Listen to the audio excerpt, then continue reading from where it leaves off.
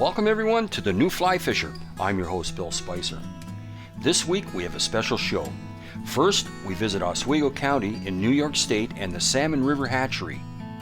Then, I have the honor of participating in Project Healing Waters, a special program dedicated to the physical and emotional rehabilitation of disabled active and veteran military personnel.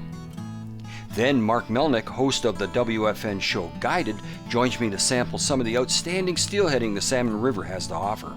It's going to be a good one, folks, so stay with us. We'll be right back.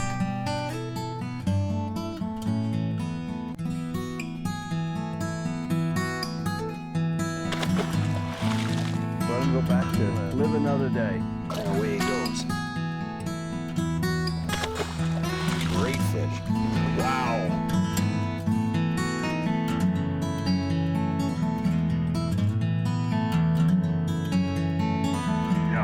Oh, baby, look at that fish.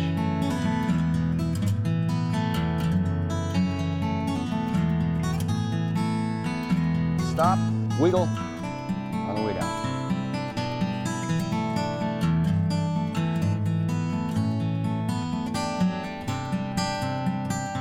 The New Fly Fisher has been made possible thanks to the support of Oswego County Tourism. Ontario, yours to discover. Orvis Sporting Traditions. Islander Precision Reels. Scientific Anglers. Rail Riders Outdoor Clothing. Net Staff, the world's first wading staff and net. Start fishing. We're in Pulaski, New York, at the state's largest fish hatchery. Built in 1980 to raise steelhead, Chinook salmon, coho salmon, and brown trout. The hatchery was originally built to reintroduce predators to combat the exploding alewife population of Lake Ontario.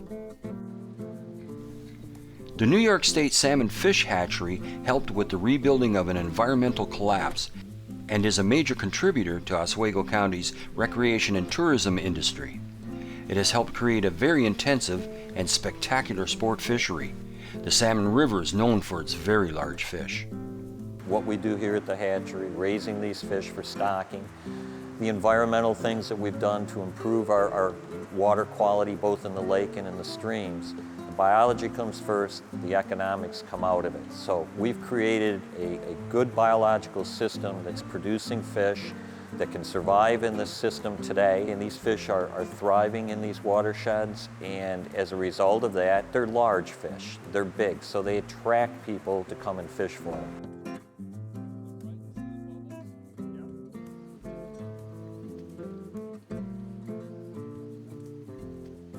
Previous to this, if you wanted to fish for a trophy-sized Chinook salmon or steelhead or the kind of brown trout we see, you had to travel to other parts of the world. Today, basically, we're within 5 to 6 hours of large populations of people that have readily, easy access to the system that we've produced. Cost of a license, some fishing tackle, a little bit of lodging if they're traveling, and gas. So it's a spectacular fishery that's readily available to a large amount of people. The Salmon River, located in Oswego County, stretches 17 miles from the Lighthouse Hill Reservoir in Altmar to where it empties in Lake Ontario at Port Ontario. There are 12 miles of public fishing rights along the river, with 2 areas open to catch and release fly fishing only. The Salmon River offers some of the finest sport fishing in the country. 2 major fish records have been set on the Salmon River. The Great Lakes record for Chinook salmon at 47 pounds 13 ounces, and the world record coho salmon at 33 pounds 4 ounces. Fishing in Oswego County is great. If you've noticed the sign outside the hatchery, it says the fishing in New York State is great. So we have some of the finest fishing for salmonids anywhere in the world. I've been lucky in my own fishing life to have traveled from Alaska to Northern California to fish for Atlantic salmon in Canada, to have fished in Russia in the Arctic Circle in the Kola Peninsula. They're all great places to go. They all have unique things about them. But I can tell you right here in my backyard, I have fishing as great as any place I've ever traveled. Once a year, guides from all over the state converge on the Salmon River to volunteer their time to Project Healing Waters fly fishing. I'm honored to join them this year along with Mark Melnyk, host of the WFN show Guided. This group is dedicated to the physical and emotional rehabilitation of disabled active military service personnel and veterans through fly fishing and fly tying. Many participate each year, all with the hope of hooking into that fish of a lifetime. Project Healing Waters has existed since 2006 when it was formed at Walter Reed Medical Center in Maryland. And since then it's grown to be over 139 programs in 46 states, Canada, Australia, and the UK. There's a need for Project Healing Waters, not only with soldiers currently returning from recent conflicts, but also for past generations. Fly fishing offers a great recreational therapy for a lot of these men and women.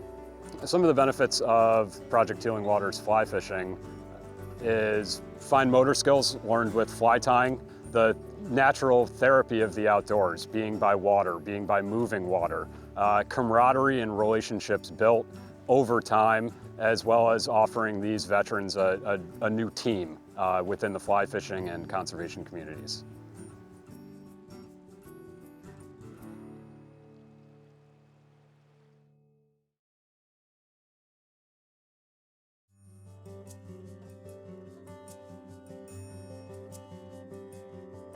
What we need to do is, if all of our participants, all the veterans, can go over here so we can start pairing you up with guides for the day here.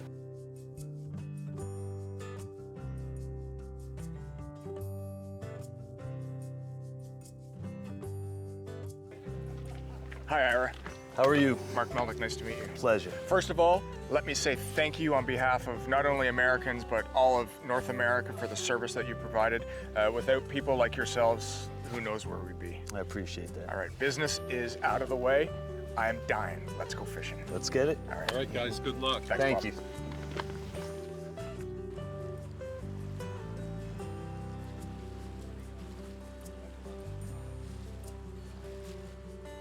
We were catching them in this area yesterday.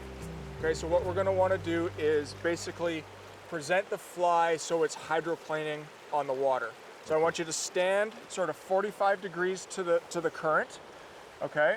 And what we're gonna do is you're going to quarter down with a high rod, let the swing come around until it hydroplanes, Okay. right? And let the swing come right around, and they should come and grab it. Another foot, high. See that one there? Oh yeah. There you go. There. I guess That was amazing. I couldn't believe it. And they took it right on the uptake, right? Yep. He knows he's hooked. You can palm that a bit and give him a little, put the screws to him a bit. Let me walk down a little. All right.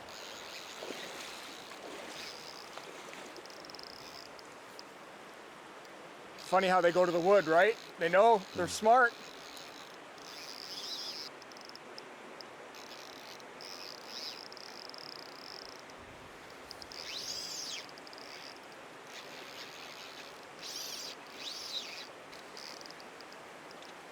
It's off. He came off. All right. Man, that's a great sign. That was a nice hookup. So the trick is to have it quartered down, keep your rod tip high, let that skim across the surface, and he came up and nailed it. Okay, let me retie, Okay. or after the races.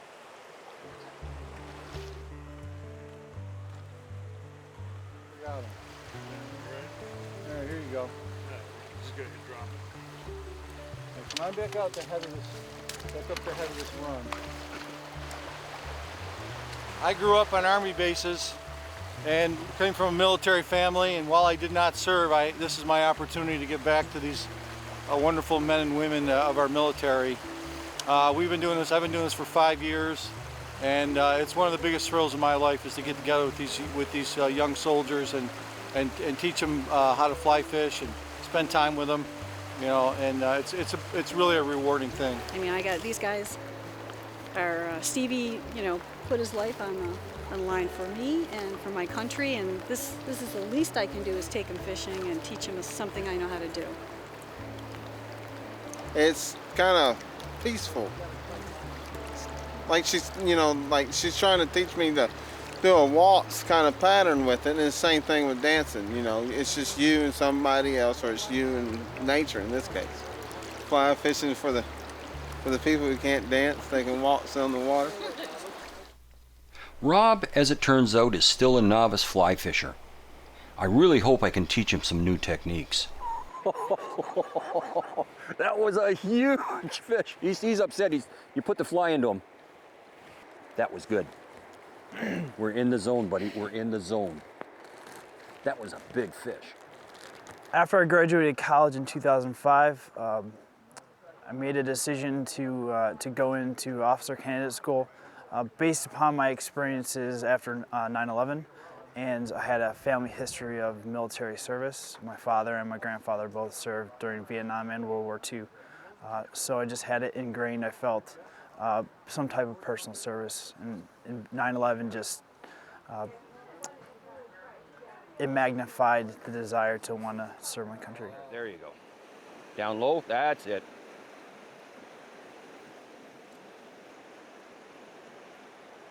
Fish? Good man, that's a fish. Yes, sir, all right. There, now. That a way to do it, Rob, that a way. Oh! That time, Rob, you did nothing wrong. The fish won. That's all there is to it. The fish won. But that's a good sign. What was that, 4 or 5 casts? Yeah. And it shows you they can be in close. That was in very close. So a lot of mistakes that a novice makes, they say, well, yesterday I caught one over there. Immediately they go over there and they're missing half the fish in front of them. We are the first ones in the hole this morning. So you got to start short. The fish will spread out overnight because nobody's bothering them. So the fish are here, you got that one right there. So we'll try that again, same amount of line, and then we'll just start slowly. Check your fly first. Whenever you catch a fish, always check your fly. Excellent.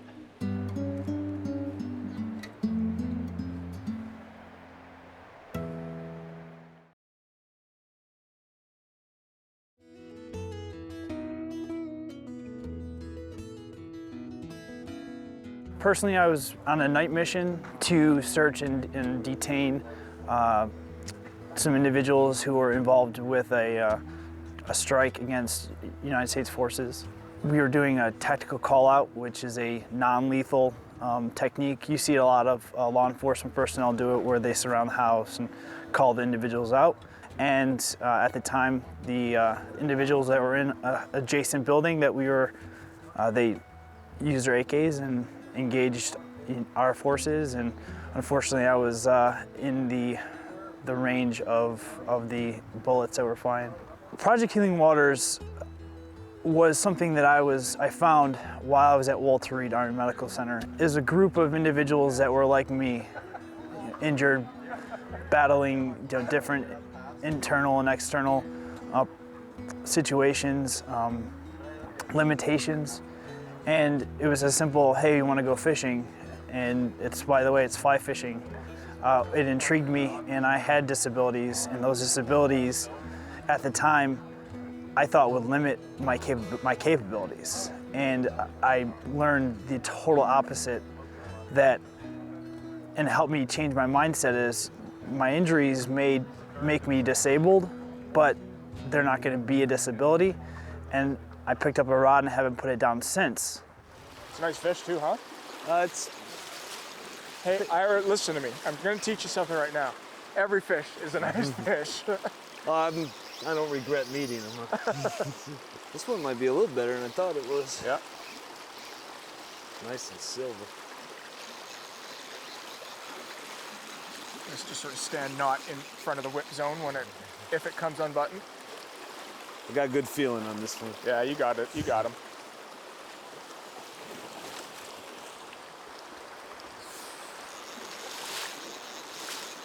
I want to thank you once again for your service to your country and North America and around the world, for keeping us safe.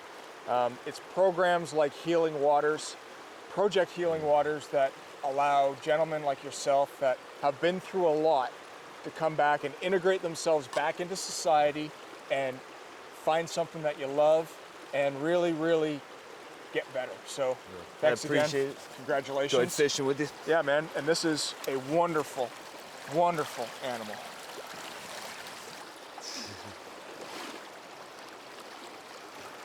Beautiful.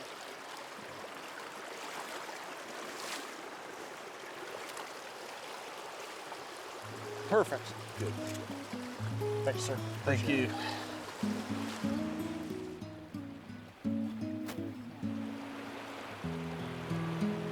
Fish on. All right. Excellent, Rob. I watched that. You did everything perfect that time. Oh, and he come on pin. My goodness, Rob. Oh, man. That was excellent. Well, Rob, it's come to the end of this. I want to thank you. It's been a real honor to do this with you. Thanks for your service to our countries, and good luck to you in your fishing. I'm telling you, you know how to hook them up. Yeah, I had a great time. I appreciate you coming out and giving me some tips and helping me out. Great. Thank you very much.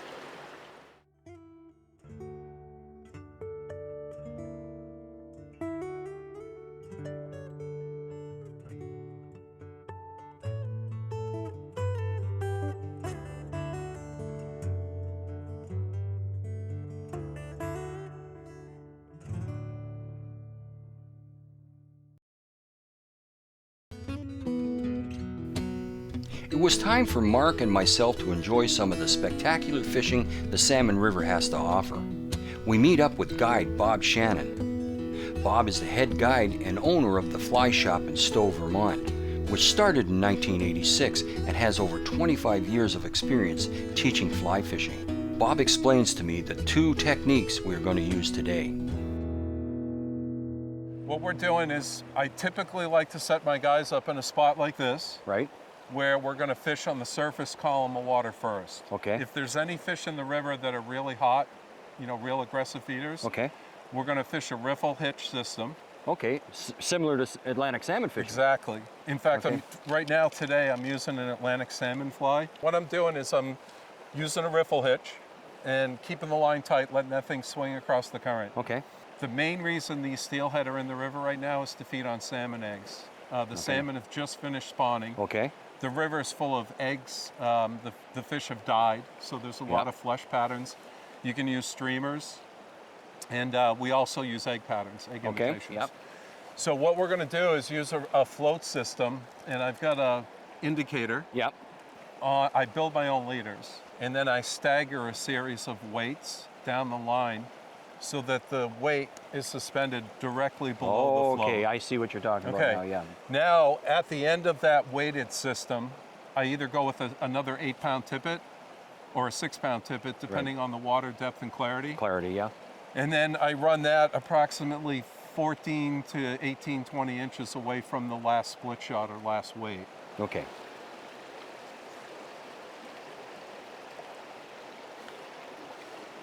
Beautiful.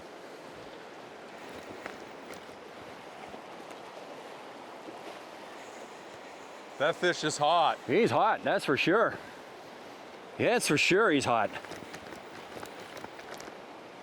Now, I hope the audience noticed that when the fish decided to run, I allowed it. He's running, I'm giving him line. Right in front of you there, sir.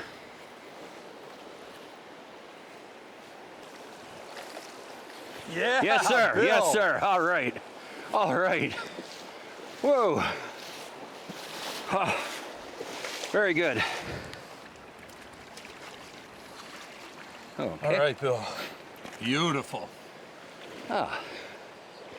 Prime steelhead from the Salmon River. Now that's a little on the small side, I say, but I've seen much larger fish taken here this week.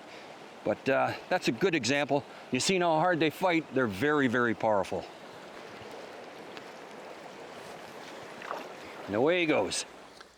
The best time of the year to be on the Salmon River for steelhead fishing would be in the fall. November is usually a good target date, around the 1st of November. It is a winter fishery, so we fish it as well through the winter and then again in the spring. And the fish usually drop back to the lake about the beginning of May. Now, one of the big thrills is that I actually have this fish on a fly that Bill tied for me before we got here. So if I can get this fish in he's gonna be a happy man. This pattern works.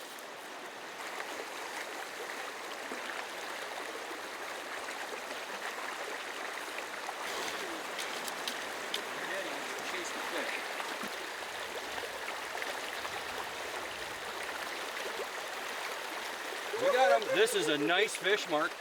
This is a very nice fish. Very good.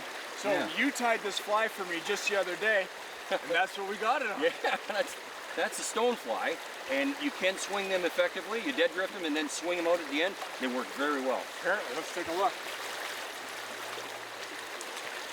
Now that is what you come to Oswego County, to the Salmon River for. Beautiful, beautiful, world-class steelhead. Unbelievable.